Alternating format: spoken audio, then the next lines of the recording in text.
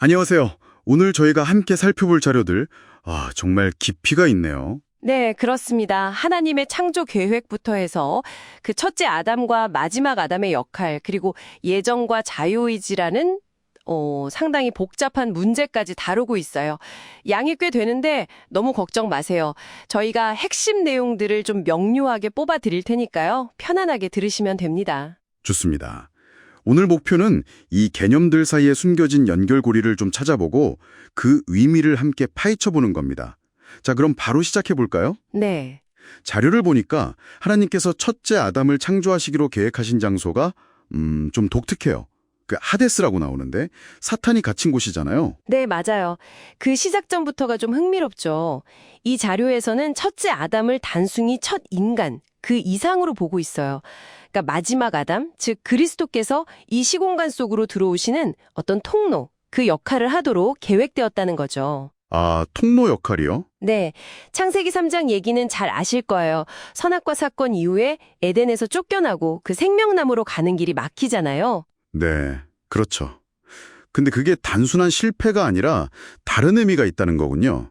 자료에서는 첫째 아담이 그 사건을 통해 엄청난 깨달음을 얻는다고 하던데요. 맞습니다. 뭐랄까, 자신이 하나님보다 피조물, 그러니까 하와를 더 사랑하는 우상숭배자였다는 것, 그리고 생명나무 없이는 그냥 죽은 존재라는 걸 깨닫는다는 거죠. 이 깨달음이 왜 중요한가요? 네, 바로 그 지점인데요. 그 깨달음이 중요해요.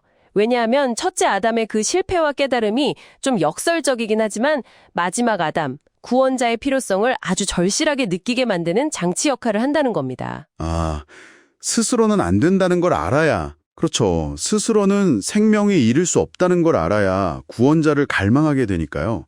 사실 율법도 좀 비슷한 기능을 하죠. 율법도요? 네. 죄가 뭔지 명확하게 보여주면서 그래서 그리스도의 은혜가 정말 필요하구나. 이걸 깨닫게 하는 거죠. 아, 그렇군요. 그러니까 첫째 아담의 이야기가 결국 마지막 아담의 필요성을 딱 부각시키는 배경이 되는 셈이네요. 정확합니다. 그럼 이제 마지막 아담, 그리스도에 대해서 좀 더 이야기해보죠. 자료에서는 그분을 스스로를 비우신 제2위 하나님, 시공간의 상속자, 이렇게 묘사하고 역할도 아주 명확하게 제시하고 있더라고요. 네, 마지막 아담이신 그리스도의 역할은 여러 층위가 있어요. 일단 첫째 아담을 통해 시작된 인간을 하나님의 형상대로 완성시키는 역할.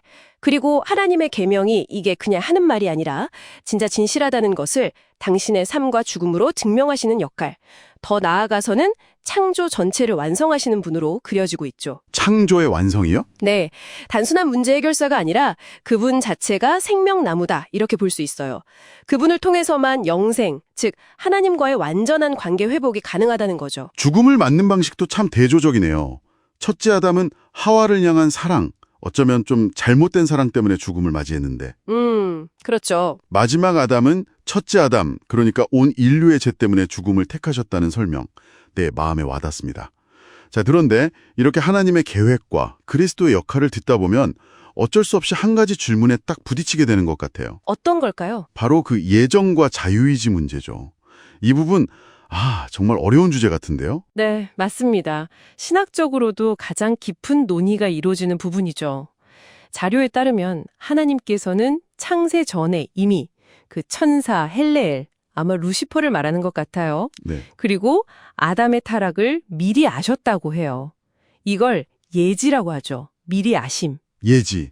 그리고 이 예지 속에서 하나님은 그리스도 안에서 특정 사람들을 택하시기로 예정하셨다.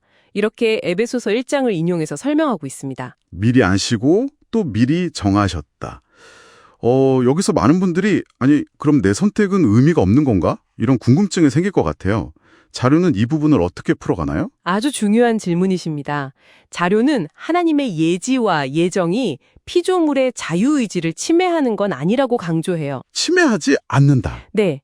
하나님은 누가 복종하고 누가 거역할지 아시지만 그 선택의 과정 자체는 피조물의 몫이라는 거죠. 비유하자면 위대한 작가가 이야기의 결말을 다 알고 쓰지만 그 안에 등장인물들은 각자 자기 선택을 통해 그 결말에 도달하는 것과 비슷하다고 할까요? 그런 비유군요. 네. 하나님은 은혜를 주시지만 그 은혜를 받아들일지 말지는 피조물의 자유로운 선택에 달려 있다. 이렇게 설명합니다. 그럼 하나님의 공의는 어떻게 설명될 수 있을까요? 누군가는 선택받고 누군가는 그렇지 않다면 이게 좀 불공평하게 느껴질 수도 있을 텐데요. 네, 그 점도 자료에서 다루고 있습니다. 하나님의 공의가 바로 거기서 드러난다고 말해요.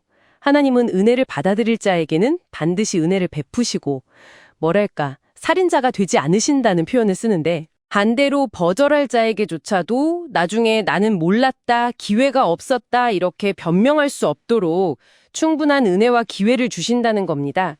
스스로 거절했음을 명확히 보여주신다는 거죠. 그러니까 결국엔 핑계를 댈 수 없게 하신다는 거군요. 그렇죠.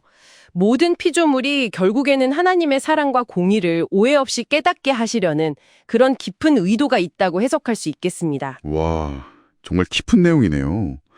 이 모든 하나님의 계획이 그럼 구체적으로 어떻게 실현되는지에 대해서도 자료에서 언급하고 있죠. 로마서나 에베소서 같은 구절들을 통해서요. 그렇습니다. 로마서 8장을 보면 하나님께서 미리 아신 자들을 예정하시고 그들을 부르시고 의롭다고 하시고 결국 영화롭게 하시는 그 구원의 서정을 보여주고요. 에베소서 1장에서는 때가 찬 경륜이라는 표현을 쓰면서 때가 되면 하늘과 땅의 모든 것이 그리스도 안에서 하나로 통일될 것이라는 하나님의 궁극적인 계획을 말해줍니다. 통일, 만물의 통일이군요. 네. 그리고 에베소서 3장에서는 교회가 이 땅에서 하나님의 그 다채로운 지혜를 하늘의 통치자들과 권세들에게 알리는 역할을 한다고 설명하고 있습니다. 교회의 역할까지. 결국 이 모든 거대한 계획의 최종 목표는 뭘까요? 자료에 따르면 그 궁극적인 목표는 피조물이 하나님의 사랑과 공의를 온전히 깨달아서 어떤 강요가 아니라 스스로의 자발적인 사랑으로 하나님께 반응하게 되는 것. 이를 통해 피조물의 자유의지가 비로소 완성된다고 보는 것 같습니다. 자유의지의 완성이군요. 자, 오늘 정말 방대하고 깊은 내용을 다룬 것 같습니다.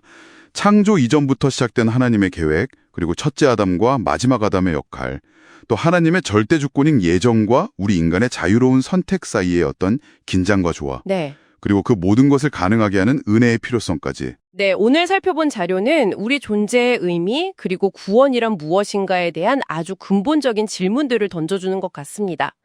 특히 하나님의 그 큰 계획 안에서 우리의 선택이 어떤 의미를 갖는지 이 예정과 자유의지의 관계는 계속해서 좀 곱씹어 볼 만한 지점인 것 같네요. 맞습니다. 오늘 내용을 마무리하면서요, 당신에게 이런 질문을 한번 드려보고 싶습니다. 하나님의 이 절대적인 계획과 또 그 안에서 주어진 당신의 자유로운 선택, 이 둘의 관계가 당신의 삶과 믿음에는 지금 어떤 울림을 주고 있나요?